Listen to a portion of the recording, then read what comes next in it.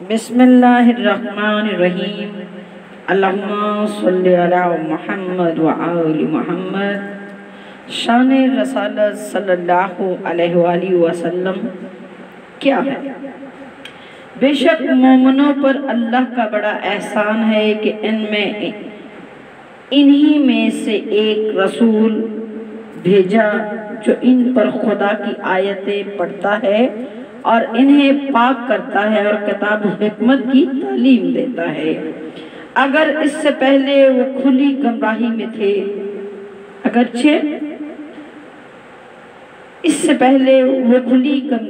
تھے، اللہ تعالیٰ نے اپنی مخلوق کو بے شمار نعمتیں عطا کی ہیں۔ انعامات خداوندی کا احسان ہے، انسان کے بس کا روگ نہیں ہے۔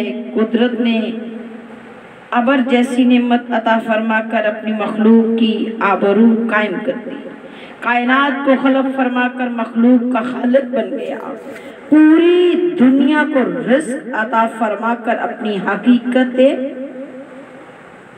رزاقت کو اجاگر کر دیا۔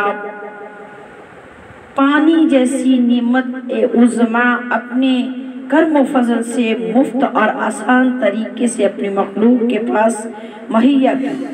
کون ہے جو اللہ تعالیٰ کی نعمات کو شمار کر سکے؟ اگر شمار کرو اللہ کی نعمتوں کو تو ہرگز شمار نہ کر سکو گے۔ سنو، اللہ تعالیٰ کی تمام نعمتوں سے بڑی نعمت ہے ذات محمد صلی اللہ علیہ وآلہ وسلم۔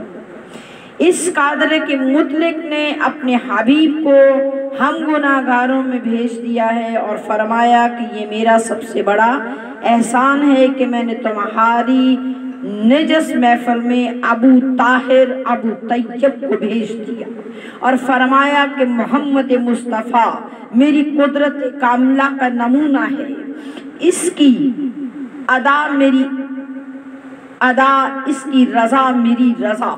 اسے دیکھو اور مجھے پہچانو، اس کے کلمات کو دیکھو اور مجھ خالق کی کمالات کے اندازہ لگاؤ، اس کے خالق کو دیکھو اور میرے کرم کا اندازہ کرو، اس کی عبادت کو دیکھو اور مجھ معبود کی معرفت حاصل کرو کہ اس کے حسن کو دیکھو اور احسان الخالقین کو سمجھو، اس کے دست سخاوت کو دیکھو اور میرے فضل کو پہچانو۔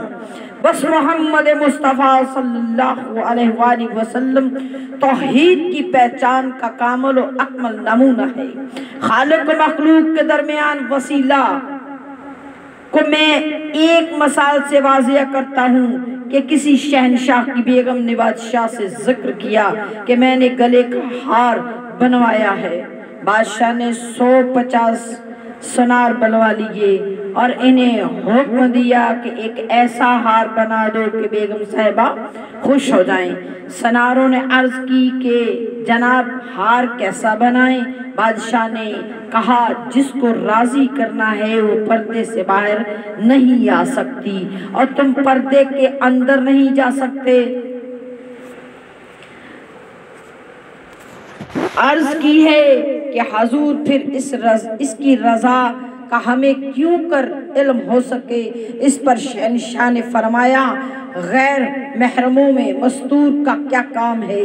اس دشوار و مجبوری کو دیکھ کر بیگم صاحبہ نے اپنے مخصوص بکس سے ایک ہار نکالا اور فرمایا کہ سناروں سے کہہ دو کہ اس کو دیکھ کر ایسا اس جیسا ہار بنا دے، میں راضی ہو جاؤں گی۔ بس سنار اس ہار کو دیکھتے گئے اور بیگم صاحبہ کی رضا معلوم کرتے گئے۔ اسی طرح ہے کہ خدا ہماری نجس محفل میں طاہر ہو تو محفل میں ظاہر ہو تو کیوں کر، اور اگر آ گیا تو کوئی شے ہوگا۔ خالق کے کائنات تو پہلے اعلان کر چکا، اس کی مثل کوئی شے نہیں۔ اس کے علاوہ ایک اور مقام پر فرمایا انہیں دیکھتی اس کو نظریں اور وہ دیکھتا ہے سب کو۔ جب خالق کے کائنات نے توحید کی رفت و عظمت کو دیکھا تو اپنی بجائے محمد مصطفیٰ کو مومنوں میں بھیج کر مختار عام کر دیا اور فرمایا کہ اس کی اطاعت میری اطاعت ہے۔ جس نے رسول اللہ کی اطاعت کا یقین، اس نے اللہ کی اطاعت کی، یقیناً اللہ نے اس نے اللہ کی اطاعت کی۔ معلوم ہوا کہ نبی صلی اللہ علیہ وآلہ وسلم کی رضا الہی ہے۔ پورے قرآن مجید میں رسول اللہ کے پیدا ہونے کا کہیں ذکر نہیں کہ آپ کب پیدا ہوئے۔ قرآن وہ کتاب ہے، وہ اللہ کی کتاب ہے کہ جس نے مبعوث کیا رسول اللہ کو۔ پیدا ہونا اور بات ہے، مبعوث ہونا اور بات ہے۔ اللہم صلی علی محمد وآل محمد وعجل فرجہ۔